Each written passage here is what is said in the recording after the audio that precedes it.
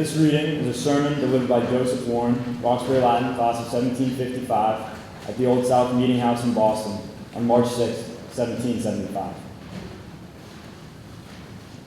Our country is in danger, but not to be despaired of. Our enemies are numerous and powerful, but we have many friends determining to be free, and heaven and earth will aid the resolution. On you depend the fortunes of America. You are to decide the important question on which rests the happiness and liberty of millions yet unborn. Act worthy of yourselves. You then, who nobly have espoused your country's cause, who generously have sacrificed wealth and ease, who despise the pomp and show of tinseled greatness, refuse the summons to the festive board, been deaf to the alluring calls of luxury and mirth, who have forsaken the downy pillow to keep your vigils by the midnight lamp, for the salvation of your invaded country, you then will reap that harvest of renown which you so justly have deserved. Your country shall pay her grateful tribute of applause. Having redeemed your country and secured the blessing to future generations, who, fired by your example, shall emulate your virtues and learn from you the heavenly art of making millions happy. With heartfelt joy, the glorious work is done.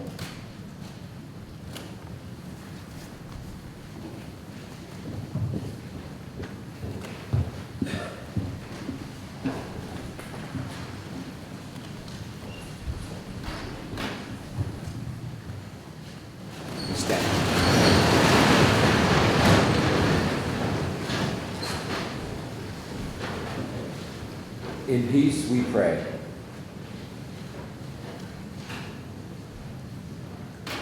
For all people in their daily life and work. For our families, friends, and neighbors, and for those who are alone. For this community, the nation, and the world. For all who work for justice, freedom, and peace. For the just and proper use of your creation. For the victims of hunger, fear, injustice, and oppression. For all who are in danger, sorrow, or any kind of trouble. For those who minister to the sick, the friendless, and the needy. For peace and unity. For all who seek the truth. For the special needs and concerns of this school congregation. We thank you, God, for all the blessings of this life.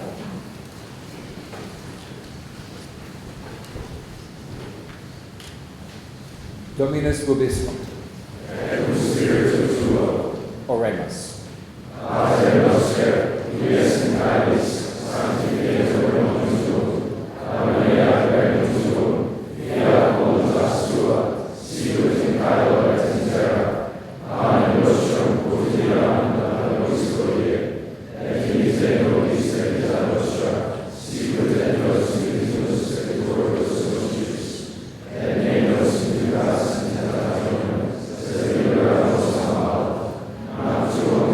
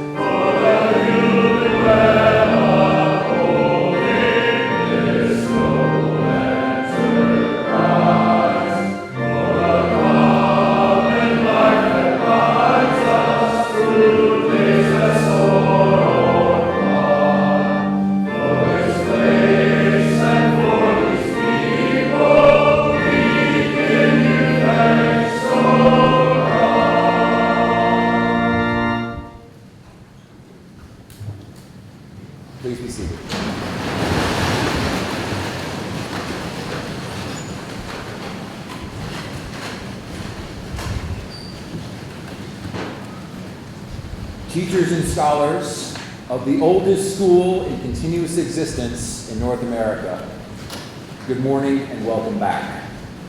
I am so happy that you are here and that I am here with you. What a great place to be and what great people to be with. Here in this splendid hall, sitting next to our 300 best friends, surrounded by our teachers and coaches and advisors, in this sanctum sanctorum, gathering with one another as we begin our ancient Latin school's 382nd year. Many of us were last here together 88 days ago during the Prize Day Hall before heading off to various summer adventures. I hope they went well, and we look forward to hearing of them. While we were away, this campus too was abuzz, and it is worth acknowledging and appreciating all that went on and those who made it so. Several of my colleagues served as teachers and coaches over the summer for RL summer programs, and many of our students took advantage of this leadership opportunity, working as counselors, instructors, and coaches. We are grateful to the faculty who shared their classrooms and facilities, opening our campus to a broader community, and to our coaches who led camps and clinics that welcomed hundreds of young people to Roxbury Latin. I thank Mr. Spellman especially for orchestrating such a vibrant set of summer offerings with his usual energy, care, and organizational wizardry. To our indefatigable buildings and grounds crew, who accomplished the usual tune-up of the campus, goes our great regards and full gratitude. Our classrooms have been repainted, carpets cleaned, floors refinished, limbs trimmed, science center roof installed, doors refinished, ceilings restored, and flowers and trees replanted. You will also notice new conference spaces in our study center, upgrades to our service in the refectory, new furniture in the student center, and a complete transformation of our art room with new sinks, ample storage, and well-appointed, functional, and brand new furniture. And in a continuation of last year's upgrade to our main campus walkways, we've extended the beautiful brick pavers to the walkways around O'Keefe Field and added lighting to the path from the middle parking lot to the Gordon Field House. We are ready to go today with these sparkling, bright, safe, and comfortable accommodations, thanks to Mike Docoral, Reggie Brunn, Juan Zapata, Eddie Brito, Brian Lawrence, Ruben Brito, and our summertime helper, Lincoln Hyatt. Our campus is an exceptional place to learn, and it rests upon us to keep it so. And to the many others who in their various roles and offices prepared us to begin this year, especially to Mrs. McGuire, Mrs. Powell, and Mrs. Gibbons, we offer our thanks as well. To countless others in the development office, the admission office, and the business office who maintained their essential pace over the summer, we are also grateful. Their work often goes unseen, but without it, we would not be here this morning, and this school could not run. And of course, to Mr. Hyatt, who has prepared for us our schedules, goes our admiration and thanks. While we are delighted today to celebrate the beginning of a new school year, the opportunity to start anew and to look forward to terrific challenges and opportunities, it's also important to acknowledge the great continuity of Roxbury Latin. Not only has this institution survived nearly 4 centuries of war, civil upheaval, famine, hurricanes, snow days, and now heat waves, but that continuity has been ensured by the strong tradition of countless faculty and staff committing their lives and their selves to this school. At the start of this school year, 16 of our faculty will have served here for 15 years or longer. 12 came to RL before any of you were born. A couple came to RL before your parents were born. And as I noted last year, one started teaching the year that I was born. We are especially glad then to recognize today significant anniversaries of the adults in this community. I ask my colleagues to stand after I call each name, and I ask you to hold your applause until all the names are called. Celebrating their 5th year of association with RL, Mr. Blade, Ms. Gibbons, Mr. Wassett Hyatt, Mr. Pellegrini, Mr. Smith, and Mr. Theobald. Marking the beginning of 10 years with us are Ms. Berg and Mr. Docoral. Mr. Bettendorf is in his 15th year with us. You all should please stand when I call you. There we go.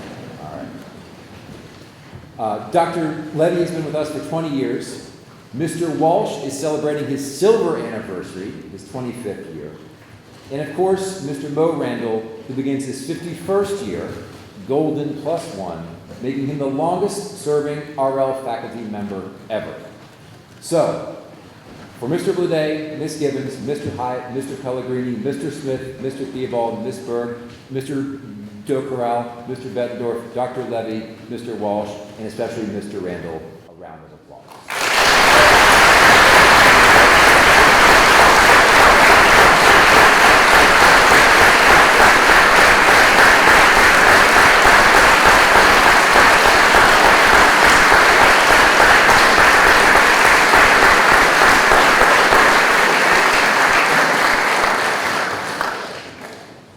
Part of RL's continuity is that we are also always welcoming new people to our ranks, students and adults, and often also acknowledging those among us who have assumed new stations in the school. Chief among the latter are the newly minted members of Class 1, who will offer leadership, talent, creativity, and spirit to the school life during their ultimate year as students. We very much look forward to witnessing them make their marks as seniors. They are a talented, and dedicated, and joyful, and loyal cohort. In anticipation of their leadership of a wonderful year, will the members of Class 1 please stand, turn around, and receive our applause.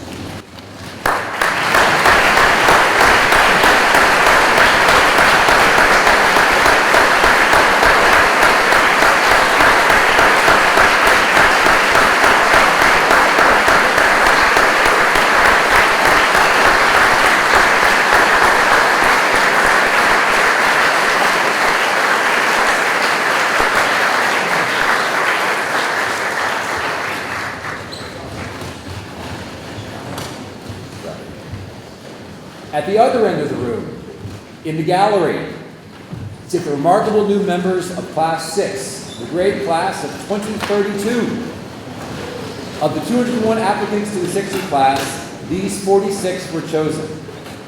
These boys, as the rest of you did, represent notable achievements, talent, and promise.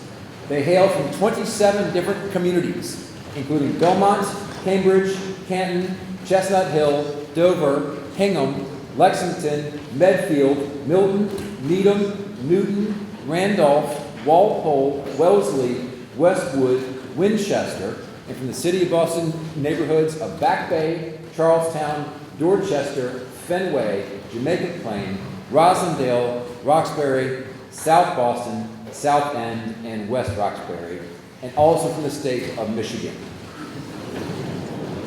We are optimistic about how well you all will fare and how much you will contribute to your new school. We are eager to welcome and support you as you become RL boys. Will members of Class 6 please stand to receive our applause?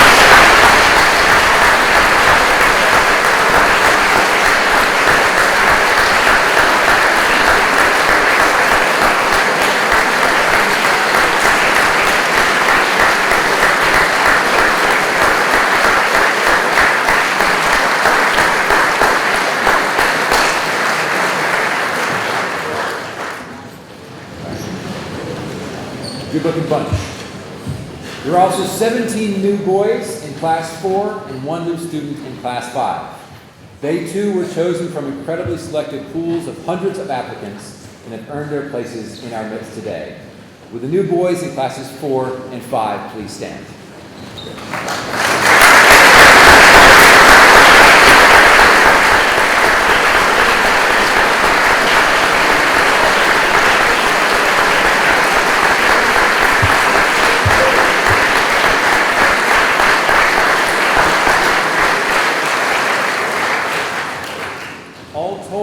There are 64 new boys to whom we said yes and who said yes back to us.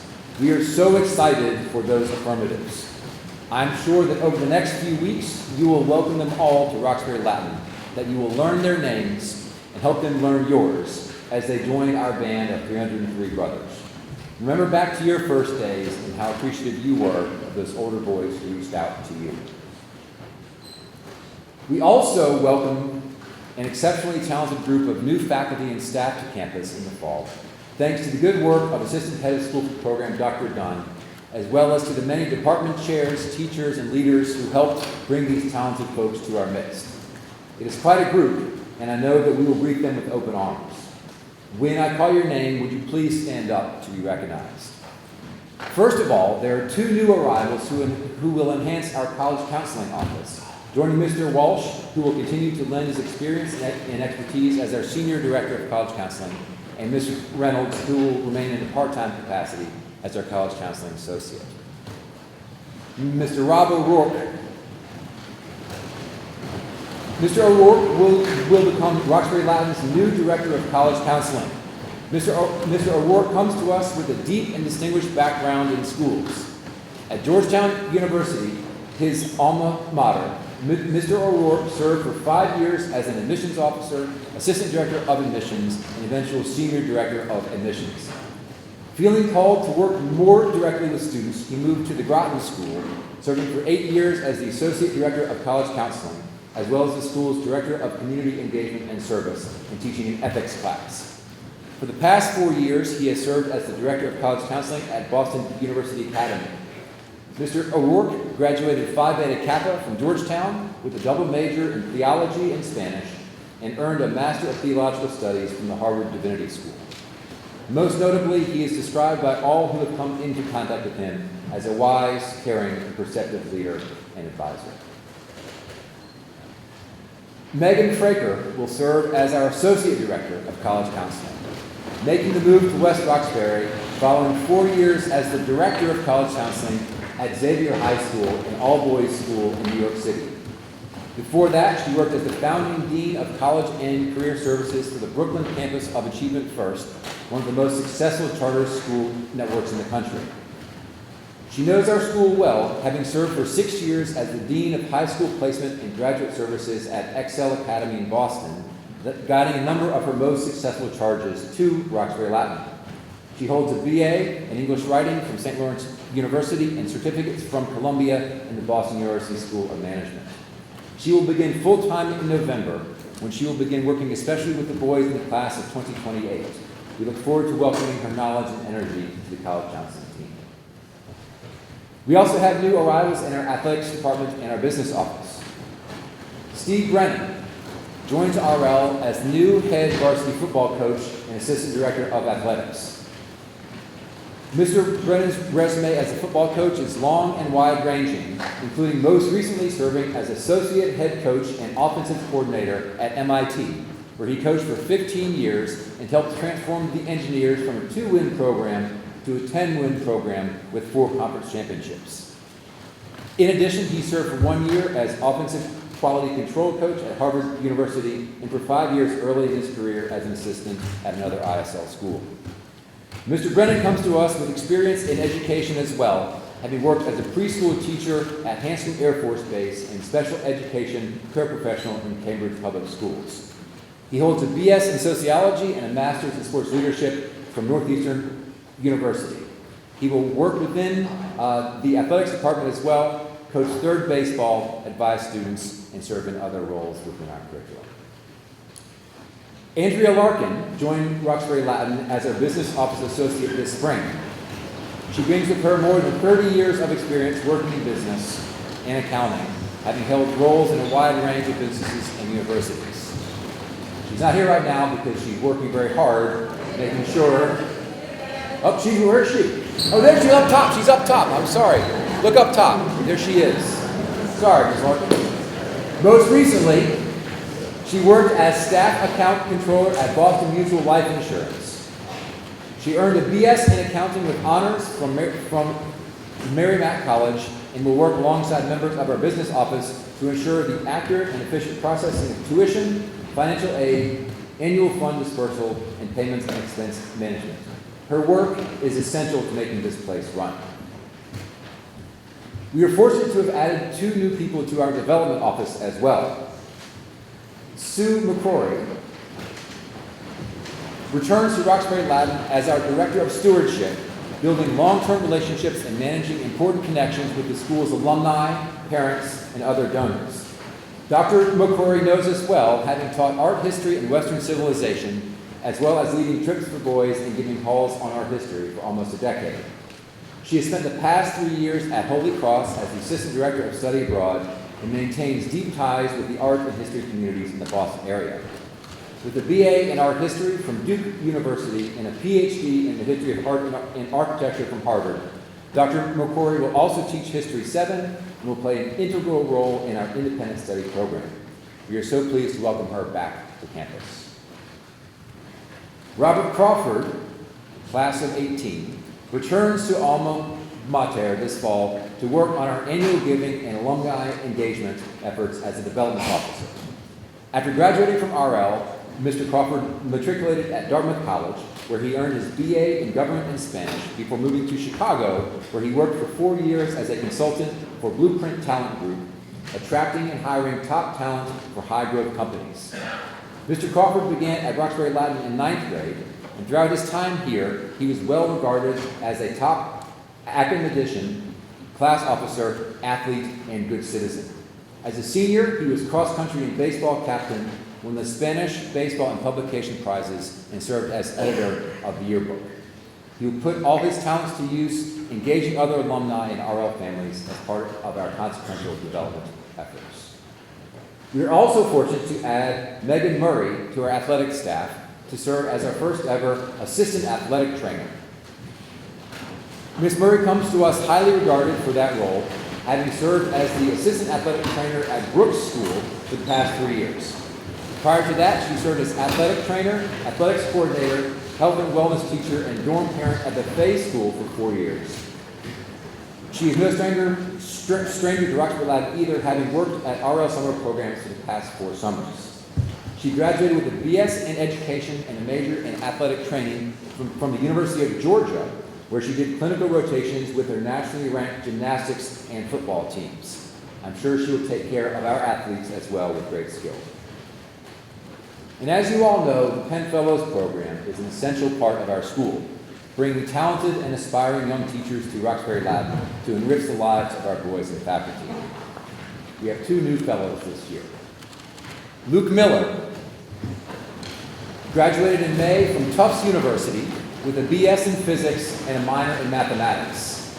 Mr. Miller already has a talent for teaching, having served as a teaching assistant in several courses throughout his time at Tufts, including an Introduction to Physics lab and Introduction to Physics recitation. During his undergraduate career, Mr. Miller also contributed to research alongside professors in the areas of particle physics, cosmology, and high-energy physics. In addition to his penchant for science, Mr. Miller was a 2-year member of the varsity Tufts track and field team and brings a range of other interests to RL, having been an active member in several clubs at Tufts that satisfied his hobbies of juggling, circus acts, magic, and Rubik's Cube. Mr. Miller will teach honors physics and honors geometry and coach 5th soccer and varsity track and field. We welcome Patrick Sullivan, class of 2013, back to 101 St. Teresa Ave as our second Penn Fellow. After graduating from RL, Mr. Sullivan attended Yale University, where he earned his BA in American Studies and won the prestigious undergraduate Haas Prize. He is also director of the Purple Crayon of Yale Improv Comedy Group and a co-founder of the Connecticut Veil Fund. From there, Mr. Sullivan moved to Los Angeles, where he worked as site manager for the Veil Project, managing sites in San Diego and Spokane, and posting bail for more than 2,000 people. Most recently, he worked as the Director of Operations at the Freedom Community Center in St. Louis. In his time at RL, Mr. Sullivan captained the varsity soccer and baseball teams, was Debate Society president, and graduated cum laude. This year, he will teach English 9 and Forces of Global Change while assisting with varsity soccer and debate. We are also fortunate in that a number of our part-time teachers and fellows from last year have become full-time faculty members for the school year 2026-2027, continuing their energetic and effective teaching of youth. Former Penn Fellow, Mr. Dorer, will teach math, lead the 60s and 50s in health and wellness, and coach varsity and JV football as well as JV basketball. Mr. Faust, class of 13, will instruct our 60s in Latin and 50s in English, as well as coach 4th basketball and 5th baseball. Ms. Haran will move into a full-time capacity, working with Spanish 1 and 2 students and helping explore immersion travel. And Mr. White, class of 18, stays on after his Penn Fellowship to teach Latin and Greek, help with the Classics Club, and community and culture programming, and contribute to our theater program. We are so grateful to be able to bring all 4 of these teachers into the life of the school full-time this year. And finally, Roxbury Latin is the beneficiary of a remarkably talented group of faculty and staff, willing and eminently able to serve in many roles. To that end, I am pleased to announce a number of shifts in responsibilities. Mr. Verzocco, class of 14, has become the school's Director of Development, in which he will oversee the school's vital philanthropic and constituent engagement efforts, ensuring that Roxbury Latin's mission will be supported for years to come. Mr. Quirk, class of 04, will return to the role of Roxbury Latin's Director of Admission, a position he held for 5 years previously with distinction, and will continue to democratically gather the best boys to our little nursery. Mr. Matthews, class of 08, will assume the position of Dean of Students, filling this role with insight, experience, integrity, and steady and loving custodianship. Mr. Reed, class of 05, will take over as Class 1 Dean, skillfully guiding our Class 1 boys through their senior years and mentoring them as they learn to lead this school. Mr. Sundell will add to his roles the duty of Class 4 Dean, shepherding our 9th grade boys into high school life with his customary goodwill and integrity. Senor Solis will become Roxbury Latin's head varsity soccer coach, combining a high-level experience with deep soccer acumen and care for the program. Mr. Hyatt, class of 93, is the Director of Program Initiatives, conducting research into institutional practices and coordinating various initiatives that will enhance the academic and extracurricular programs of our school. And finally, Mr. Kelly will take on the position of Chair of the History Department, leading that department with vision and a commitment to the essential importance of learning history in order to become good and valuable citizens. It's also worth noting this morning a shift in student roles that has made this morning more melodious. Many thanks to Tian Zhang from Class 3 and Kobe Sakin of Class 2 for assuming with expertise the role of hall organists. These are exciting movements, and we are grateful for their willingness to take on these new roles. They too are accomplished generalists.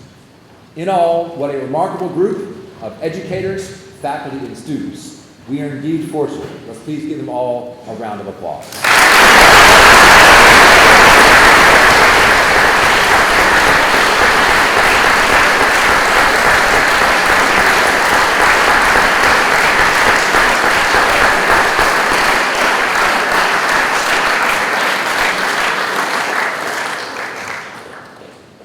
And to celebrate our gathering, let us please rise and sing the commemoration hymn.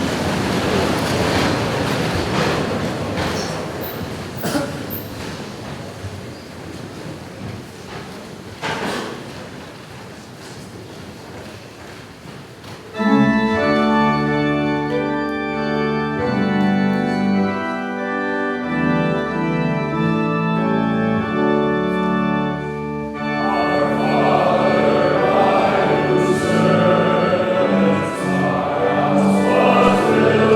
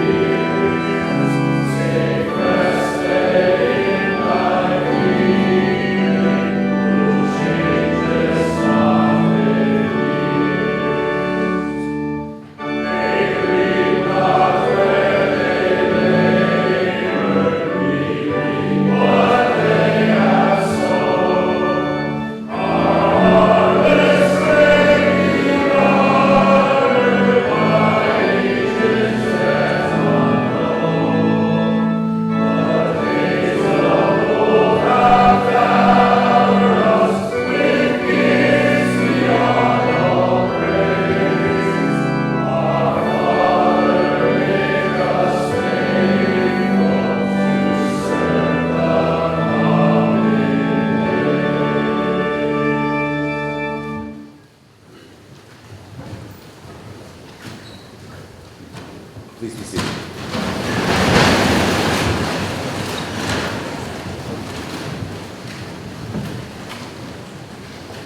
It is so good to see all of you. I can't tell you that enough. So there's a popular icebreaker called Common Ground. It's a way to find connections in groups of newly acquainted people. You ask members of the group to pair up and then find three things in common. It's nice and interesting. I'm not going to ask you to do that this morning. This isn't a corporate retreat. We all know each other. But I do want to pose a question for you that is related. Here it is.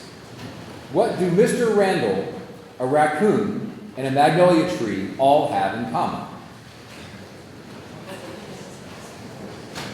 I'll bet you didn't see that one coming. What do Mr. Randall, a raccoon, and a magnolia tree all have in common?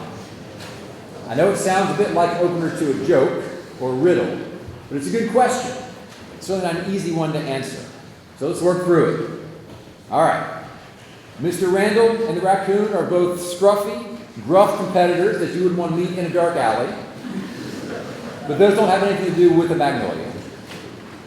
The raccoon is also known as a particularly intelligent mammal, as is Mr. Randall.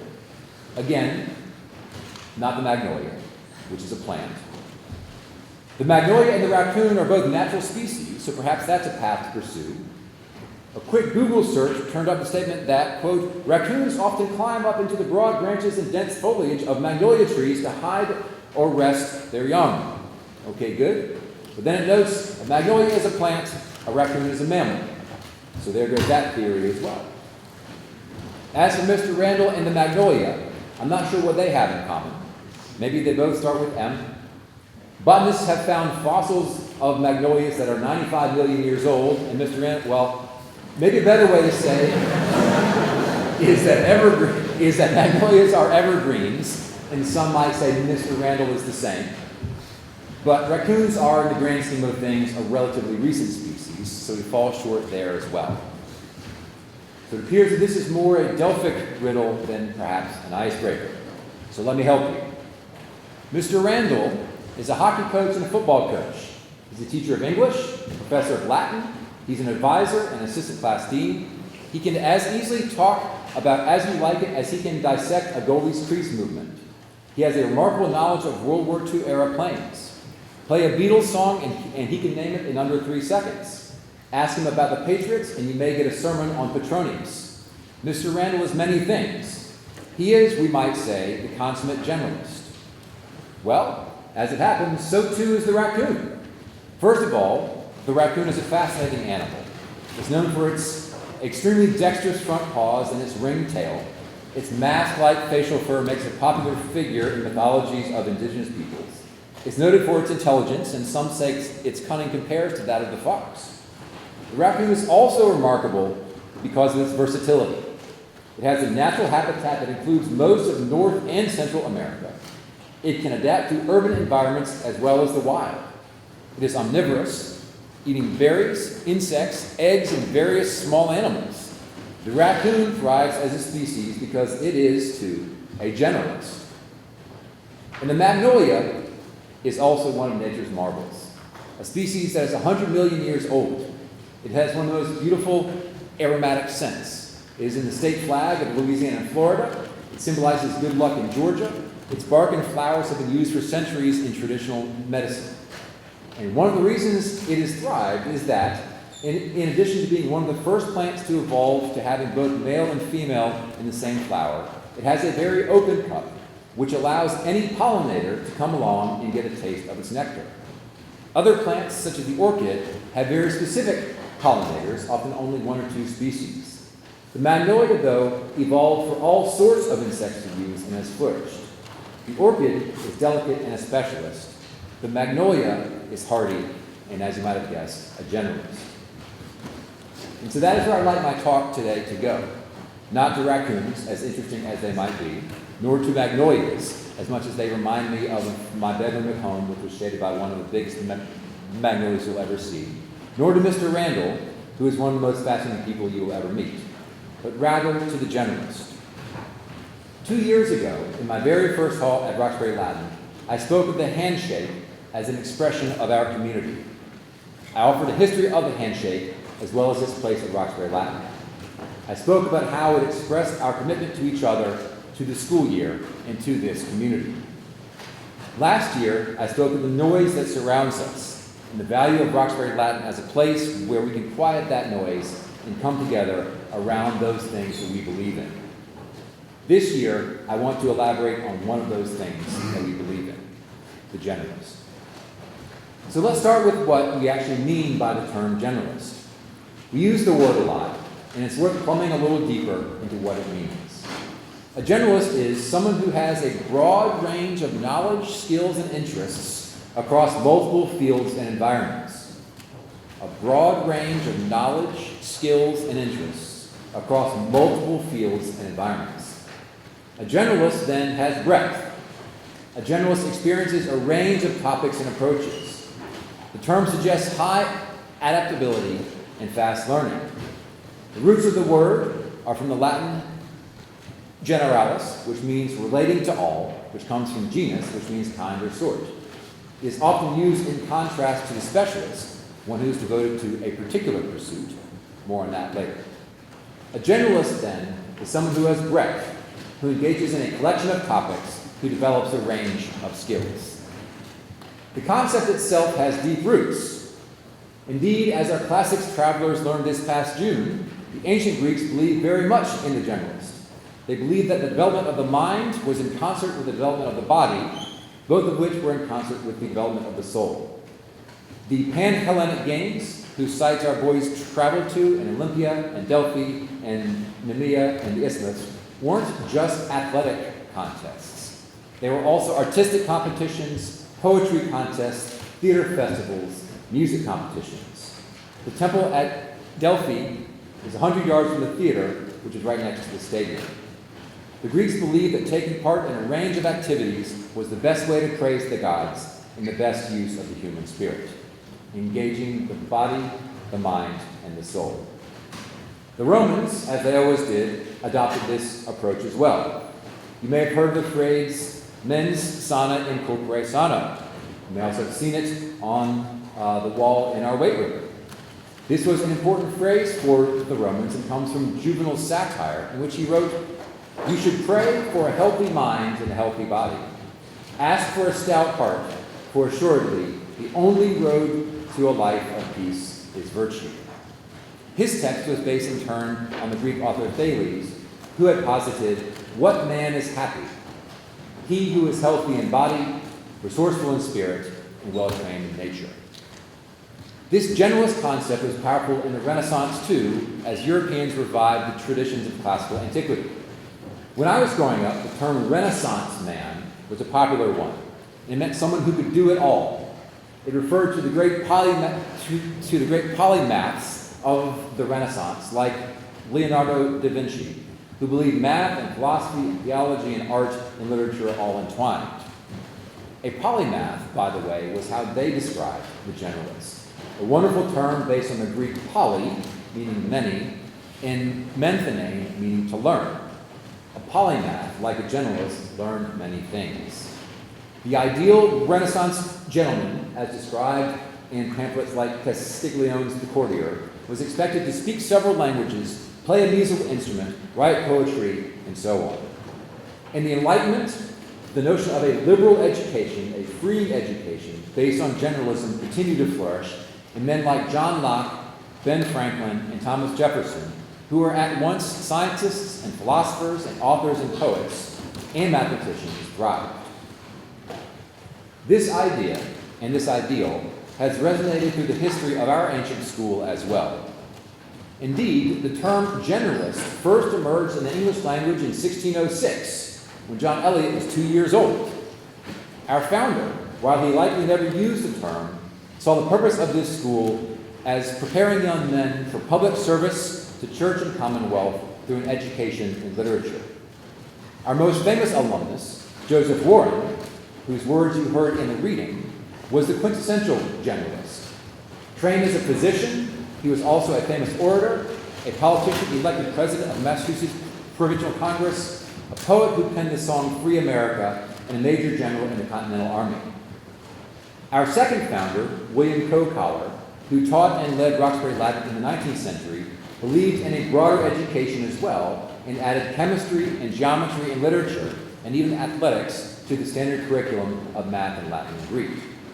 In the 1960s, the headmaster, Richmond Mayo Smith, emphasized the arts. In the 1970s, Headmaster Jarvis reshaped the school student body in a broader mold.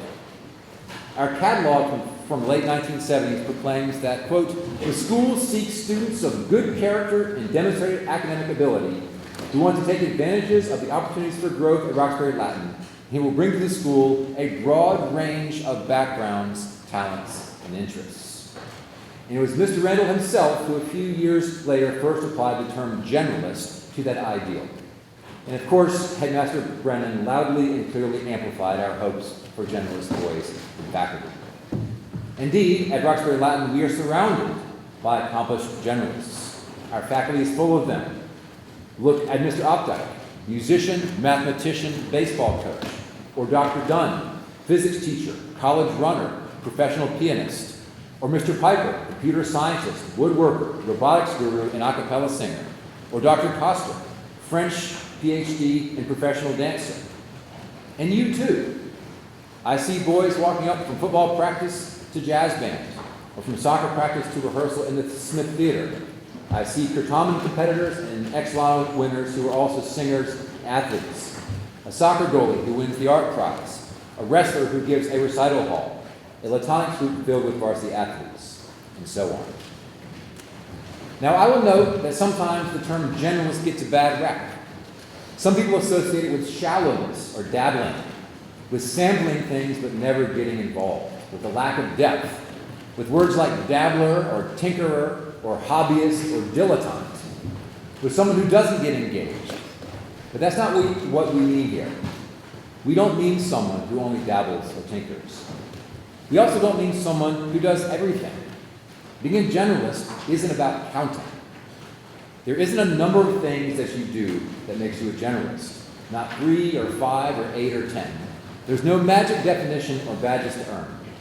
It's not about the numbers. It's not about checking off a box. It's not about filling up a resume.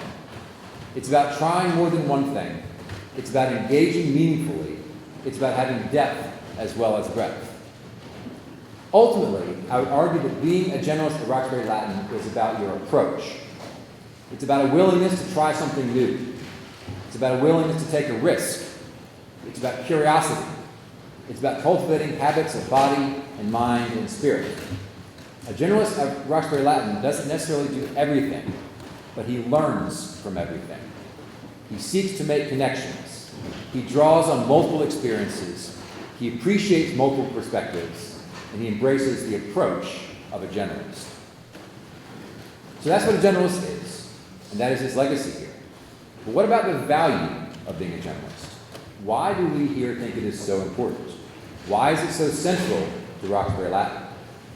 There are many reasons, and we believe in them as much as we believe in honesty in all dealings, as we believe that the kind of person you are matters most, as we believe in the life of the mind.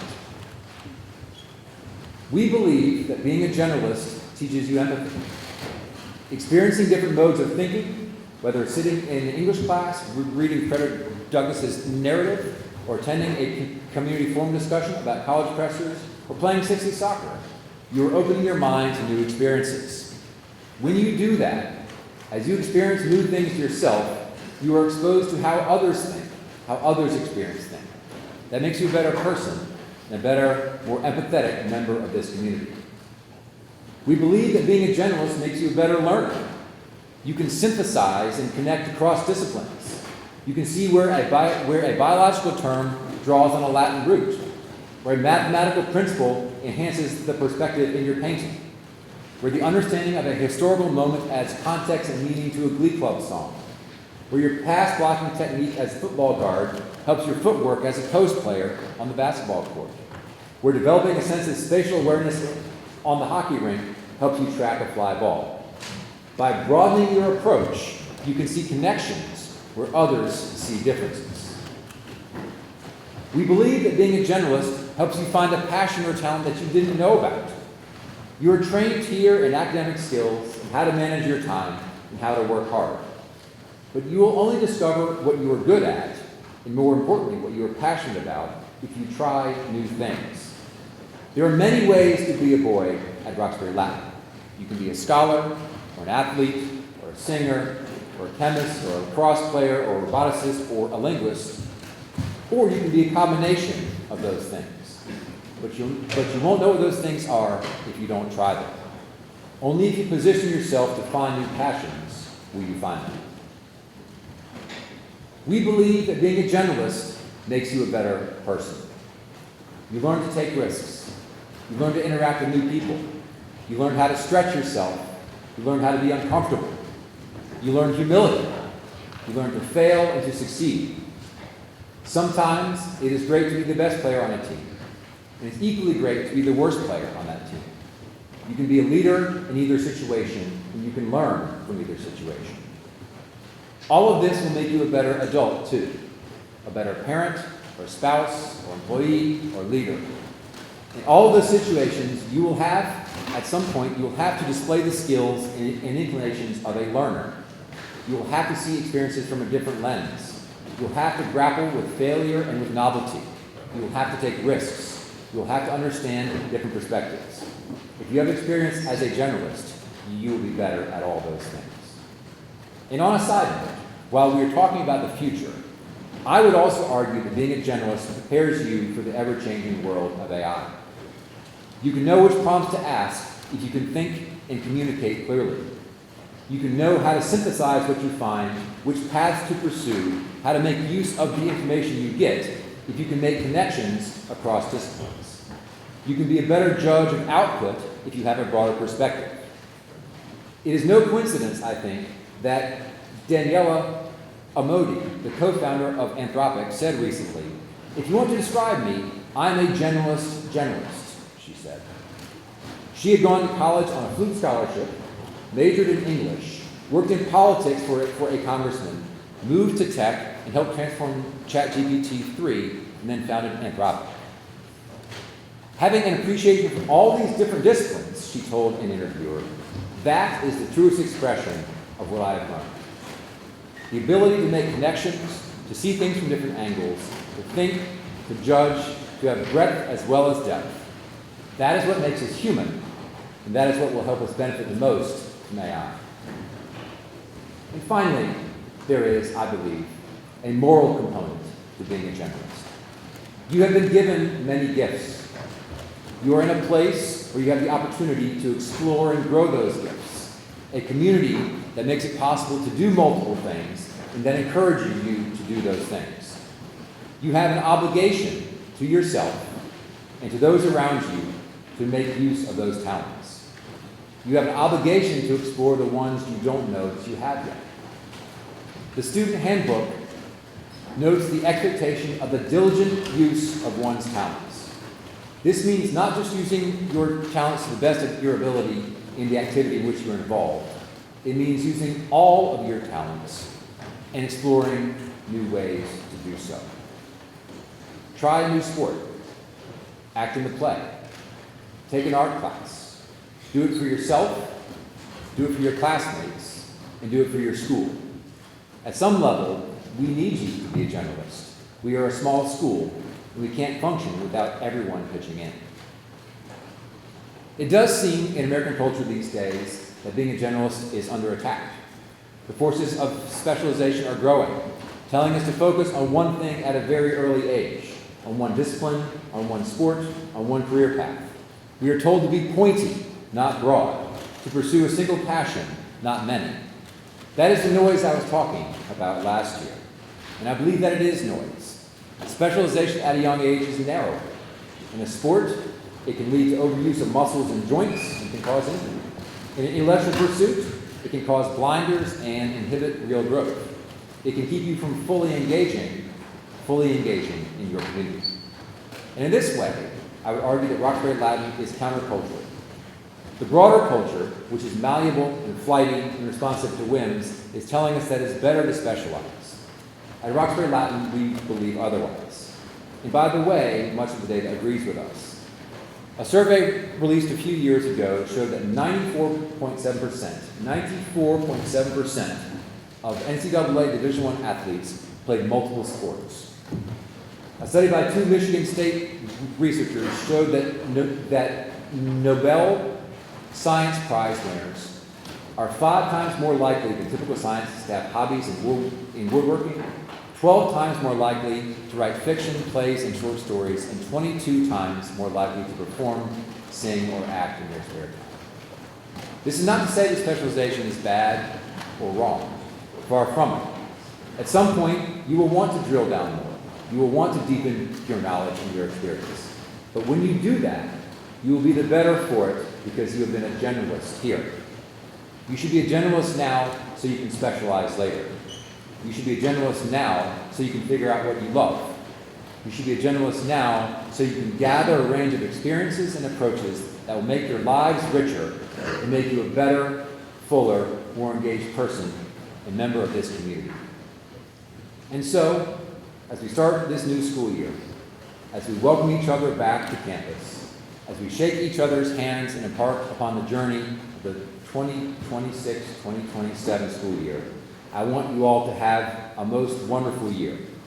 I want you to make the most of your time here, to embrace all the opportunities that exist for you, to give yourself fully to this school and to each other. I want to encourage you to focus on what is good and right and true. I want you to be the best young men that you can be.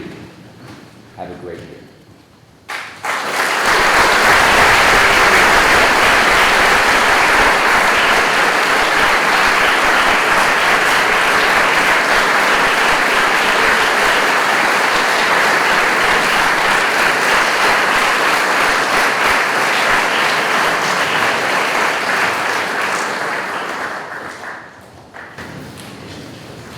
Please stand.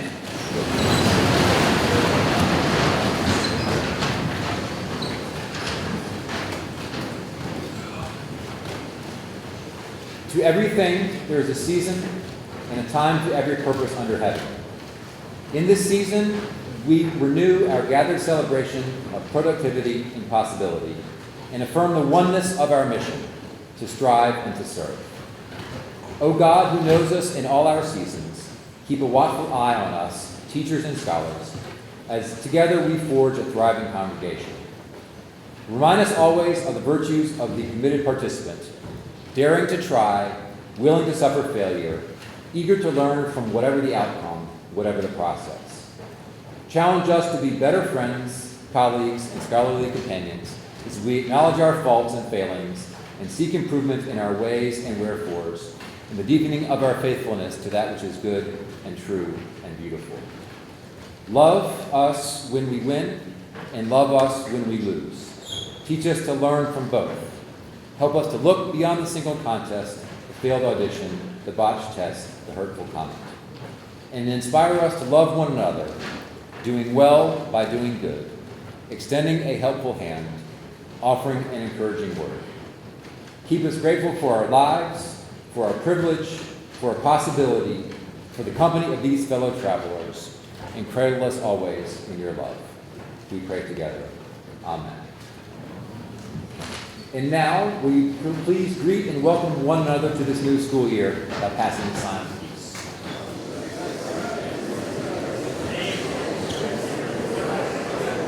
All right. Sit up here. You got to shake my hand too. Peace be with you, my friends. It's going to be a great year this year. Flynn, we're going to get it done.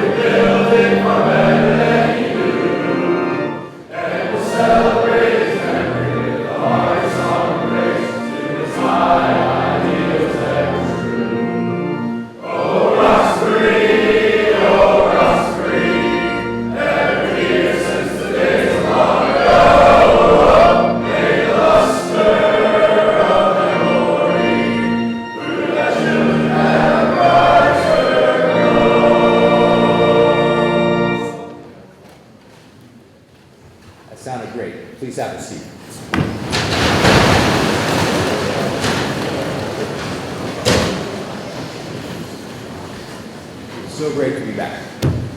All right, and so now, my friends, we turn to my favorite part of the day, and one of the most important traditions of this school, the all-school handshake. In just a few moments, I will dismiss you by class, beginning with our new members of Class 1. We will proceed outside to line the courtyard, and then the new students and new faculty will lead the way through the line, offering their handshake as a symbol of trust and respect, a pledge to uphold our community today and tomorrow and into the future. We will all follow. So I will ask our new students, when I call your class, new students just wait, and then you'll go at the end. All right? All right. First time this year, Class 1.